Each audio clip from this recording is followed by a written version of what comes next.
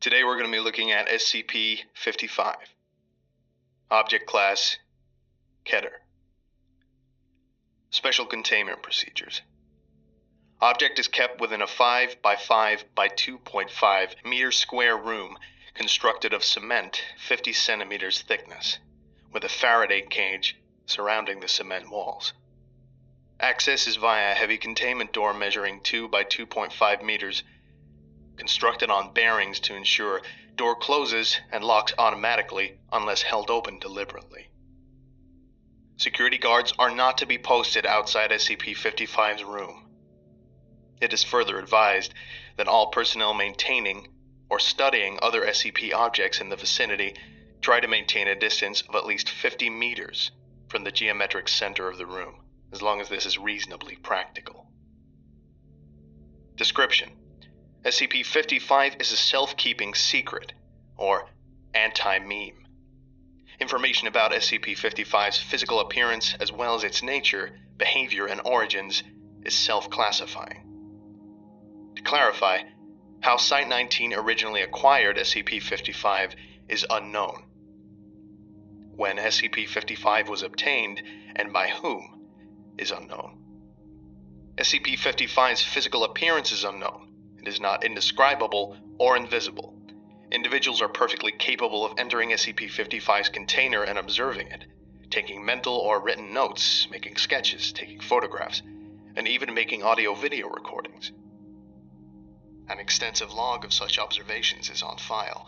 However, information about SCP-55's physical appearance leaks out of a human mind soon after such an observation. Individuals tasked with describing SCP-55 afterwards find their minds wandering and lose interest in the task. Individuals tasked with sketching a copy of a photograph of SCP-55 are unable to remember what the photograph looks like, as researchers are overseeing these tests. The security personnel who have observed SCP-55 via closed-circuit television cameras emerge after a full shift, exhausted and effectively amnesic about the events of the previous hours. Who authorized the construction of SCP-55's containment room, why it was constructed in this way, or what the purpose of the described containment procedures may be, are all unknown. Despite SCP-55's container being easily accessible, all personnel at Site-19 claim no knowledge of SCP-55's existence when challenged. All of these facts are periodically rediscovered, usually by chance of readers of this file, causing a great deal of alarm. This state of concern lasts minutes at most, before the matter is simply forgotten about. A great deal of scientific data has been recorded from SCP-55, but cannot be studied. At least one attempt has been made to destroy SCP-55, or possibly move it from Containment Site-19 to another site, meeting failure for reasons unknown. SCP-55 may present a major physical threat, and indeed may have killed many hundreds of personnel, and we would not know it. Certainly, it presents a gigantic memetic and mental threat, hence its Keter classification. Document number 55-1, an analysis of SCP-55. The author puts forward the hypothesis that SCP-55 was never formally acquired and is in fact an autonomous remotely controlled agent, inserted at Site-19 by an unidentified party, for one or all of the following purposes: to silently observe or interfere with activities at Site-19, to silently observe or interfere with activities at other SCP locations, to silently observe or interfere with activities of humanity worldwide, to silently observe or interfere with other SCP objects, and finally, to silently observe or interfere with... God. No action to counter any of these potential threats is suggested, or indeed theoretically possible. Addendum A. Hey, if this thing is really an anti-meme, why doesn't the fact that it's an anti-meme get wiped? We must be wrong about that somehow. Wait a minute. What if we were able to keep notes about what it isn't? Would we remember those? Bartholomew Hughes, NSA. Document 55-2, report of Dr. John Marachek. Survey team number 19-55-127BXE was successfully able to enter SCP-55's container and ascertain the appearance and, to some degree, the nature of the object. Notes were taken according to the project methodology, see,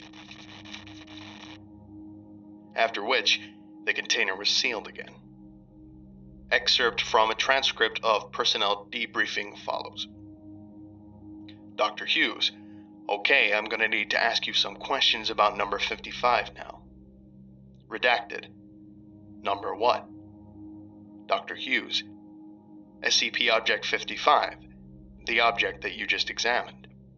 Redacted. I don't know what you're talking about. I don't think we have a 55.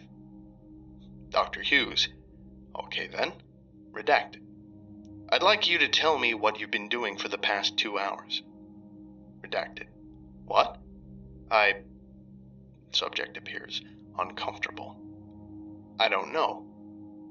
Dr. Hughes, okay then. Do you remember that we all agreed that it wasn't spherical? Redacted. That what wasn't? Oh, right. It isn't round at all. Object 55 isn't round. Dr. Hughes, so, you remember it now? Redacted. Well, no. I don't know what it is, but I know there is one. It's something you can't remember, and it's not a sphere. Dr. Hughes, wait a minute. What's not a sphere? Redacted. Object 55. Dr. Hughes, object what? Redacted.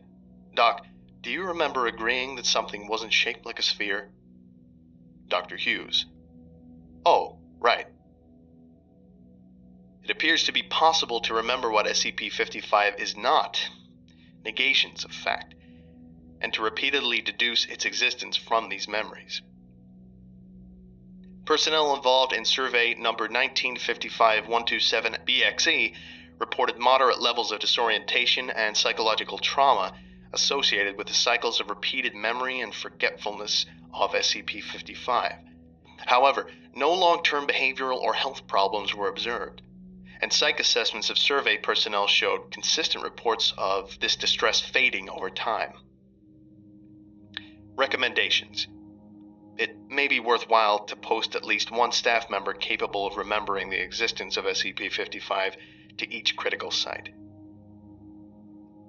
This has been SCP... Wait.